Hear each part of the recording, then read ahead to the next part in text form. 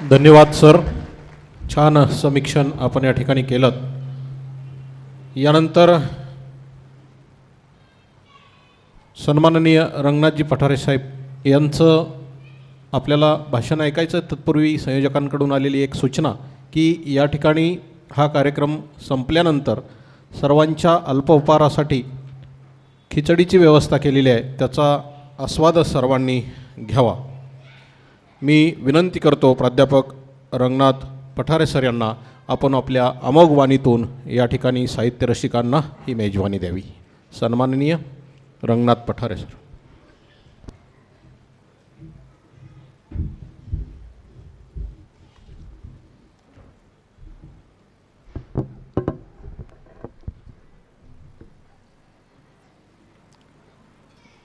ज्यांच्या कादंबरीच्या प्रकाशनासाठी आपण सगळे या ठिकाणी जमलेलो आहोत ते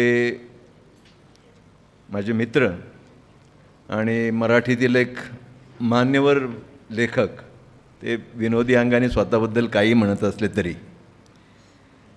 संजय कळमकर. माझे दुसरे मित्र, खरं म्हणजे सगळेच मित्र आहेत, डॉक्टर सुधाकर शेलार,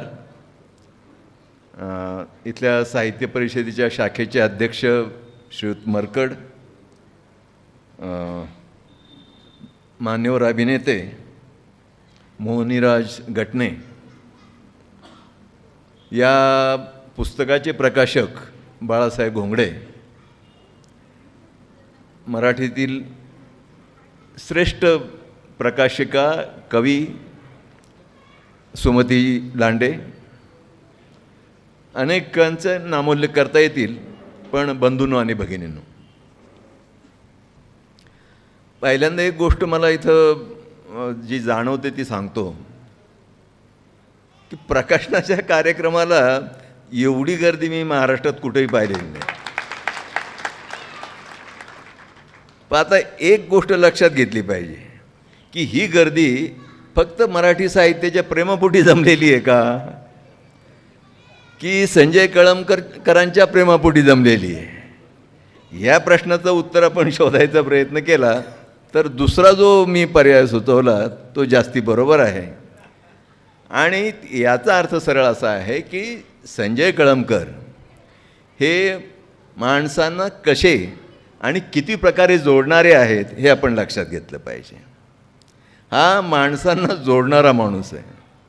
बरं, माणसांना काय नुसतं विनोदी भाषण करून किंवा शब्दांनी मैत्री व्यक्त करून असं काही जोडता येत नाही. माणसाला माणसाशी काही ना काहीतरी शेअरिंग करता आलं पाहिजे. आणि त्याच्यासाठी घरचं खाऊन लष्कराच्या भाकरी भाजायच्या असं आपण म्हणतो ना, तसा स्वभाव पाहिजे. यांचा तो स्वभाव आहे. पण हे नुसतं भाजत नाहीत भाकरी, तर त्या लष्कराला खाऊ पण घालतात. त्यांना त्या व्यवस्थित मिळतील याची काळजी घेतात आणि त्याच्यामुळं ते लष्कर कायम त्यांच्याबरोबर राहतं. ज्या पद्धतीने त्यांनी शिक्षकांचं नेतृत्व गेली अनेक वर्ष ते करतायत, शिक्षकांच्या अनेक प्रश्नांशी अत्यंत जिव्हाळ्याने त्यांनी स्वतःला जोडून ठेवलेलं आहे. त्याच्यामुळं त्यांच्या भोवती माणसं जमणं हे स्वाभाविकच आहे. आम्ही रस्त्याने चाललो, ते काय मला विख्यात वगैरे म्हणतात, कुत्रंसुद्धा माझ्याबरोबर येत नाही. पण हे कुठंही उभे राहिले तर घावा त्यांच्या भोवताली अनेक माणसं गोळा होतात. आता हे काही लेखकाचं लक्षण नाही खरं म्हणजे.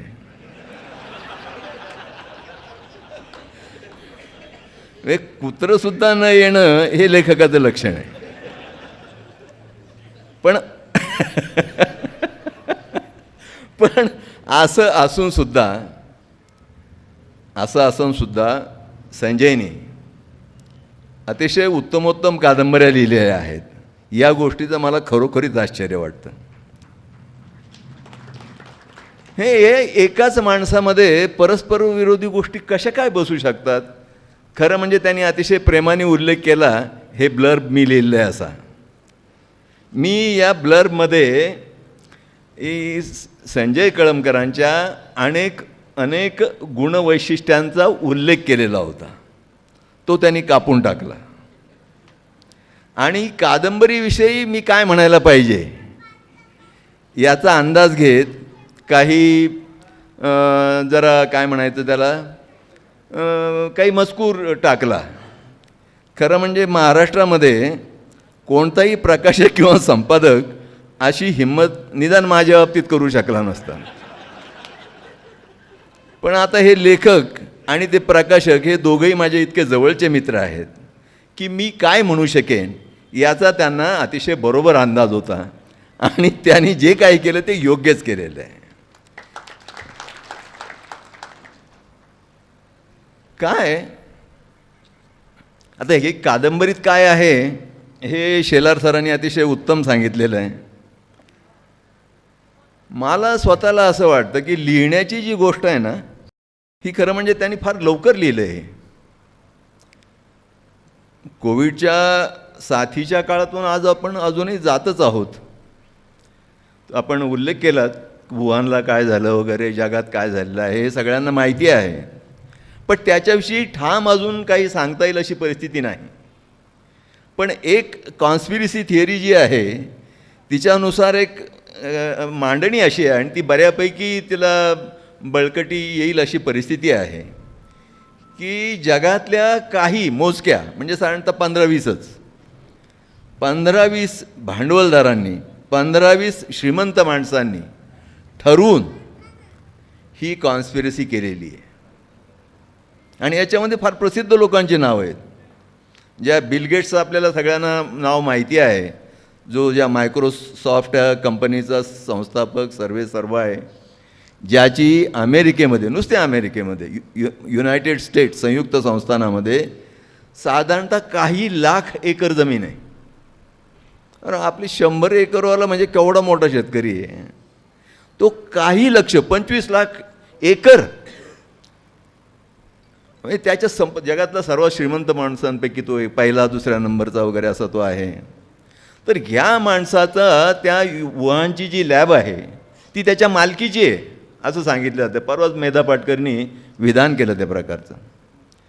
तुम्ही नेहमी साधारणतः टी व्ही लावला परदेशी विशेषतः BBC लावलं तर तुम्हाला तो ट्रम्प दिसायचा आणि त्याच्या पाठीमागे एक शेजारी एक असा कान झाक्या काय तुम्ही शब्द वापरता नाक झाक्या नाक झाक्या दिसणारा एक माणूस डॉक्टर फौची नावाचा आहे. फौची तो कायम दिसायचा आणि तो ह्या करोना काळामध्ये किती काळजी घेतली पाहिजे, काय केलं पाहिजे असे आरोग्यविषयक जाहीर सल्ले देत असे तो.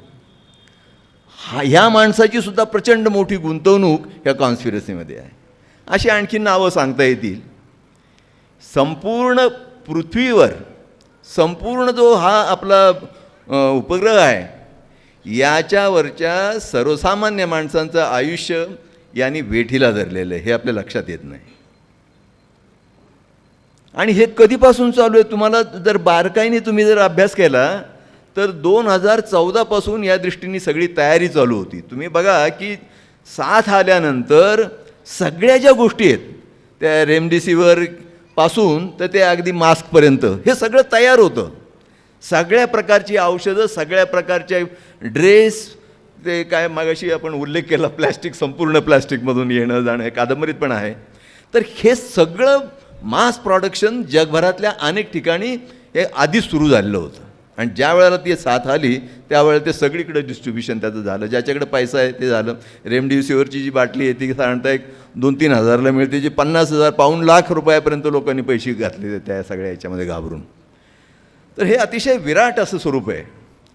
आणि याचा जर आर्थिक परिस्थितीचा जर बदलाचा जर आपण अभ्यास केला तर याच्यामध्ये या काळामध्ये डॉक्टर नॉम चॉम्स्की नावाचा एक अमेरिकेतला मोठा समाजशास्त्रज्ञ आणि अर्थशास्त्रज्ञ आहे. तो फार वयाने मोठा आहे, जवळ 97 वर्ष वय आहे. पण स्पष्ट बोलणं हे पहिल्यापासून त्यांनी सोडलेलं नाही आणि याला जगभर अतिशय मान दिला जातो. त्याने म्हटलं काय झालं काय, ही लाट अजून चालूच आहे. खरं म्हणजे आता जूनमध्ये 34 लाट येणार आहे असं काही मंडळी म्हणायला लागलेली आहेत. तर ह्या करोनानंतरच्या याच्यामध्ये मूठभर जे श्रीमंत लोक आहेत जगातले ते आज प्रचंड श्रीमंत झाले आणि गोरगरीब एक तर मेले नाही तर भुके कांगाल झाले. गरीब आणि श्रीमंतामधली दरी प्रचंड वाढली. हा सगळा या प्रकारचा बड्या भांडवलदारांचा खेळ आहे, तो निर्मम आहे. निर्मम म्हणजे ज्याच्यामध्ये कुठल्याही प्रकारची ममता, स्नेहभाव, माणुसकी अजिबातही उरलेली नाही. माणसं मेली तरी हरकत नाही, आपण श्रीमंत झालं पाहिजे. कारण कोणतीही श्रीमंती कोणाला तरी लुबाडल्याशिवाय निर्माणच होत नाही, हे सरळच आहे. पण इथं अतिशय निर्मम अशा पद्धतीने मानवजातीला वेठीला धरलं गेलेलं आहे. या सगळ्याचे प्रतिध्वनी, या सगळ्याची प्रतिबिंब या कादंबरीमध्ये याना त्या पद्धतीने पडतात.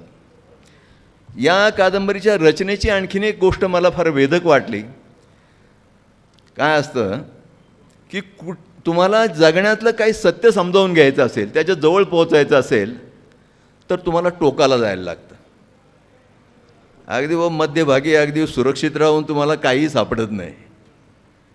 एक कादंबरी लिहिणं काय किंवा कोणतीही गोष्ट करणं काय, तुम्हाला एका टोकापर्यंत एका किंवा दुसऱ्या कोणत्या ना कोणत्या टोकावर जाऊन उभं राहिल्याखेरीज तुम्हाला समग्रपणे काही दिसायला जे पाहिजे, संपूर्ण पद्धतीने असं दिसायला जे पाहिजे ते दिसत नाही, अनुभवाला येत नाही. इथं हा जो निवेदक आहे गव्हाणे, हा मृत्यूच्या कड्यावर उभा आहे. मरण आणि जीवन, जगणं आणि मरणं यांच्यामध्ये तो आहे संपूर्ण निवेदनाच्या याच्यामध्ये. आता हे मला माहिती आहे, म्हणजे साधारणतः अनुभव आहे. मी जरी मृत्यूला स्पर्श कधी केलेला नसला तरी मरणं मी पाहिलेली आहेत. म्हणजे माझी आई वारली तर ते मरण्यापूर्वीचे काही दिवस ते एकीकडं ती आम्हाला ओळखायची, आमच्याशी सगळं हे बोलायची, आणि जरा वेळाने ती वेगळंच काहीतरी स्वतःशी बोलायला लागायची. म्हणजे ती जिवंत तर होतीच पण नव्हती सुद्धा त्याही वेळेला. याचं कारण ती वेगळंच काहीतरी बोलत होती की ज्याचा आमच्याशी काही संबंध नव्हता. काय होत असेलच म्हणू शकतो आपण. पण त्या आटोकाटीच्या दीर्घक्षणी, कारण तो अगदीच एक सेकंद वगैरे असा क्षण नसतो, 4-2 दिवस तुम्ही जर हे असाल तर त्या एक प्रकारच्या भ्रमावस्थेमध्ये जातात. आणि मरण जवळ आलं की तुमचं सगळं आयुष्य तुमच्या भोवती गोळा होतं. संपूर्ण तुम्ही जे जगलेले आहात ते या ना त्या पद्धतीने तुकड्या तुकड्यांनी तुमच्या भोवती ते गोळा होत जातं. आणि इतरांना, म्हणजे आई जे बोलत होती मला ते भ्रमच वाटत होता. माझ्या नजरेत तो भ्रम आहे, पण तिच्या नजरेत ते सत्य आहे. आणि सत्याची इतकी बारकी बारकी रूपं लोलकासारखी तिच्या मनाभोवती फिरत होती.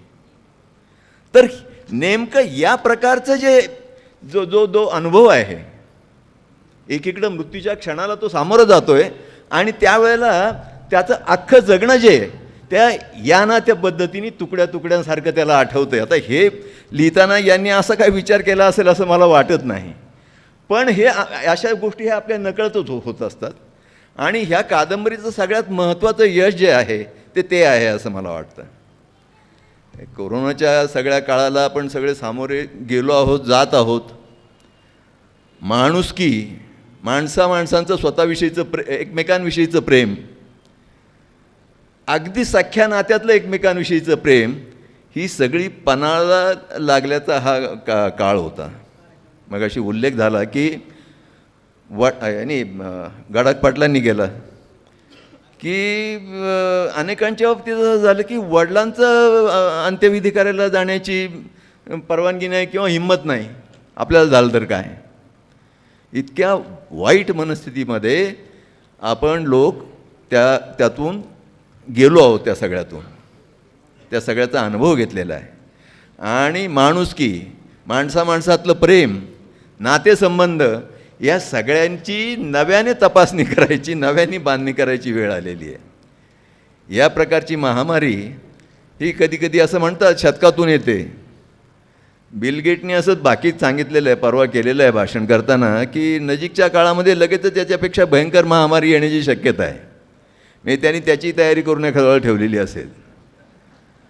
त्यामुळं आपण, म्हणजे मला कधी असं वाटतं की ह्या मुठभर श्रीमंतांच्या आणि हे जगातले हे श्रीमंत हा फार साधा शब्द आहे त्यांच्यासाठी. धनाढ्य, त्यांच्या दृष्टीने आपण माणसातच जमा नाही. तुम्हाला सांगतो, कुठंतरी आपण सब ह्युमन आहोत. कनिष्ठ पातळी, माणसाची एक कनिष्ठ पातळीवरची सर्व प्रजा तयार झाली आहे. And they are super human beings. ते उच्च दर्जाचे मानव आहेत. ते जवळजवळ देवाच्या पातळीपर्यंत पोचलेले आहेत. ते आपलं जगणं भरणं सगळ्यावर ते नियंत्रण करतात. अशा पृथ्वीवर आपण वावरत आहोत. अशा वातावरणात आपण जगत आहोत. या सगळ्याचं जे जगण्यातलं जे सत्य आहे ते आपल्यामध्ये सामावून घेत आपलं जगण्याविषयीचं आकलन, समज ती अधिकाधिक व्यापक करत जाणं आणि ती लेखनामध्ये उतरवणं हे लेखकाला करायला लागतं. आता मी मगाशी सुरुवातीलाच म्हणलो की संजय कळमकर हे कसं काय करू शकतात याचं मला अजूनही कुतूहल आहे. मी त्यांचा इतका मित्र असून, मी त्यांना इतकं ओळखत असून, एकाच माणसामध्ये किती माणसं दडलेली असावीत आणि त्यातला प्रत्येक माणूस पुन्हा तितका समर्थ असावा हे अत्यंत आश्चर्यकारक आहे. म्हणजे तुम्ही बघा, आता या कार्यक्रमाला यायचं म्हणून आम्ही त्यांच्या संपर्कात होतो.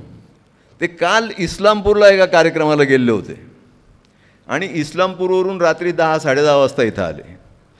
आज हा कार्यक्रम संपला की लगेच ते मालेगावला जाणार आहेत आणि आणखीन एक कुठला तरी कार्यक्रम आहे तिकडं संध्याकाळी.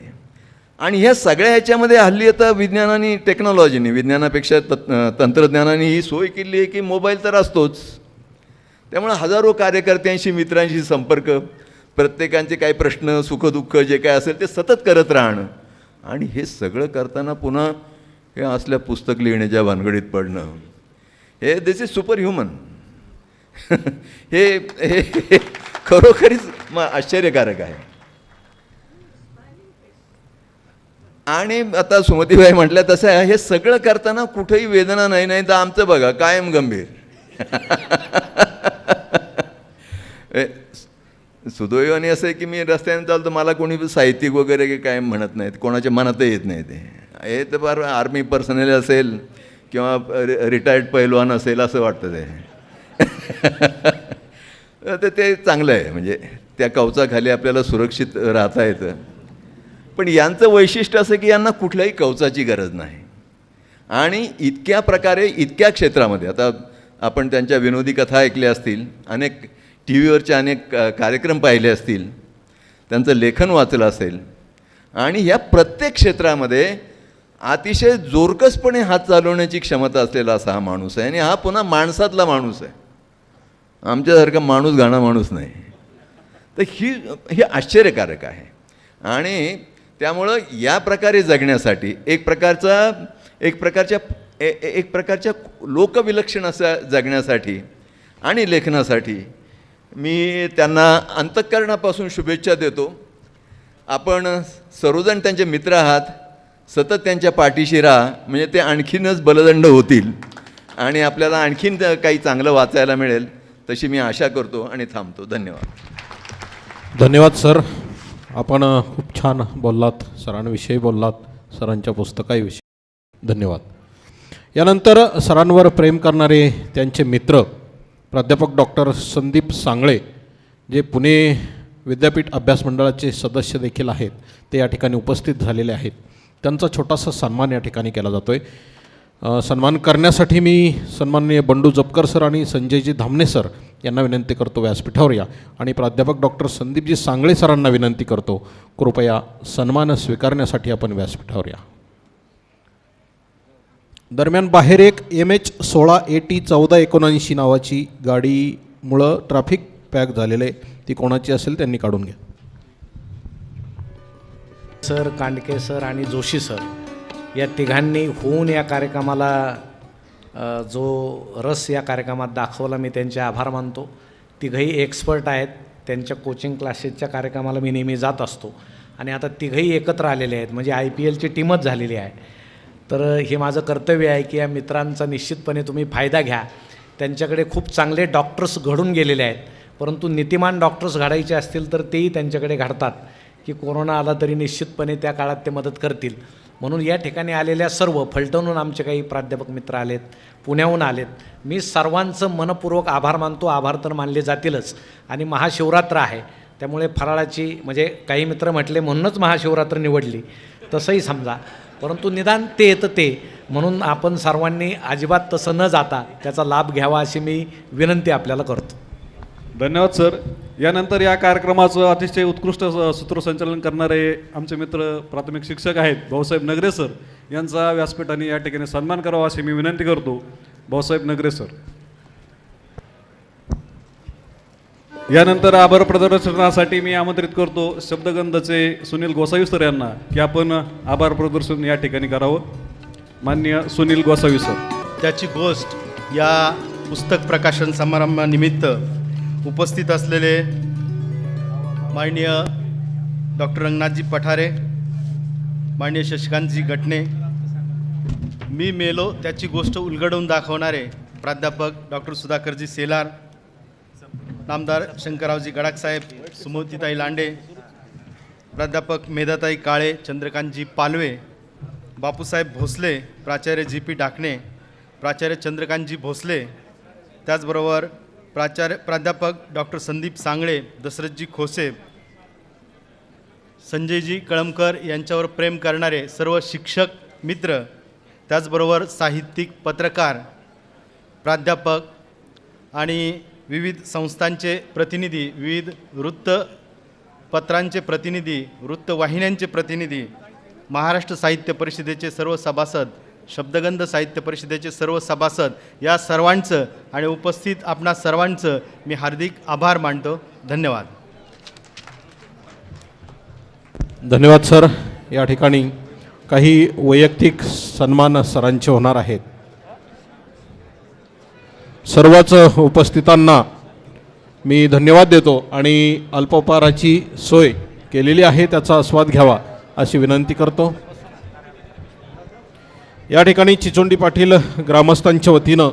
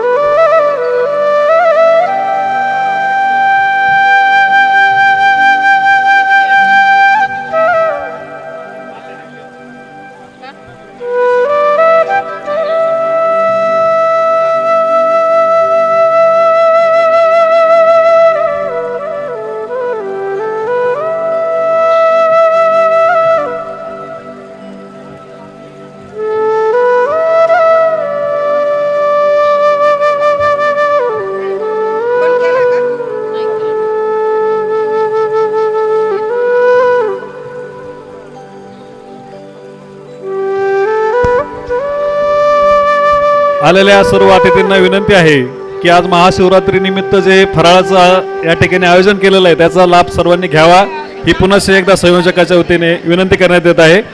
सर्व अतिथींना नम्रतापूर्वक विनंती आहे की आपण फराळाचा आस्वाद या ठिकाणी घ्यावा. धन्यवाद.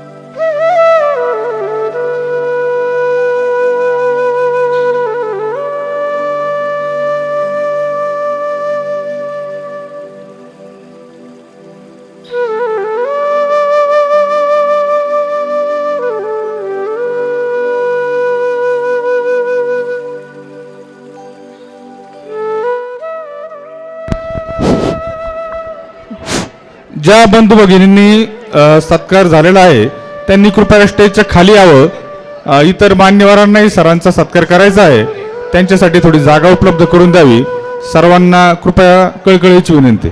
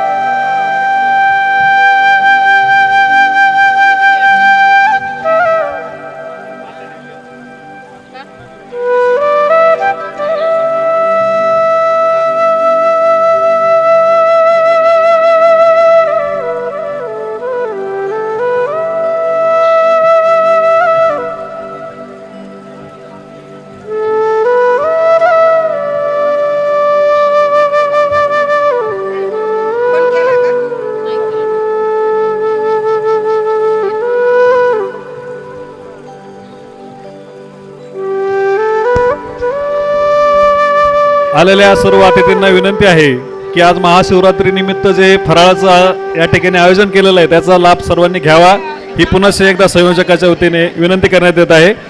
सर्व अतिथींना नम्रतापूर्वक विनंती आहे की आपण फराळाचा आस्वाद या ठिकाणी घ्यावा. धन्यवाद.